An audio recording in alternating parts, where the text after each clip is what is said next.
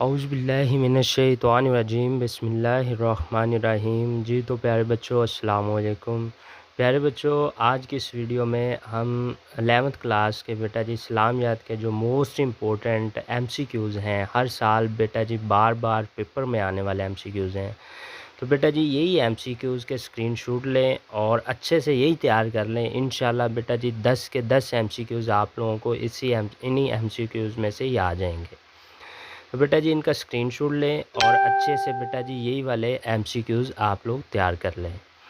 तो बेटा जी मज़ीद आप लोग गेस्ट पेपर हासिल करना चाहते हैं, शॉर्ट क्वेश्चंस के, लॉन्ग क्वेश्चंस के, एमसीक्यूज़ के, हर सब्जेक्ट के, तो बेटा जी कमेंट बॉक्स में आप हमें बता सकते हैं कि फ़लाँ बुक के आप लोगों को एमसीक्यूज़ चाहिए, तो शॉर्ट क्वेश्चन चाहिए, लॉन्ग क्वेश्चन चाहिए, तो इंशाल्लाह वो बना के वीडियो अपलोड कर दी जाएगी।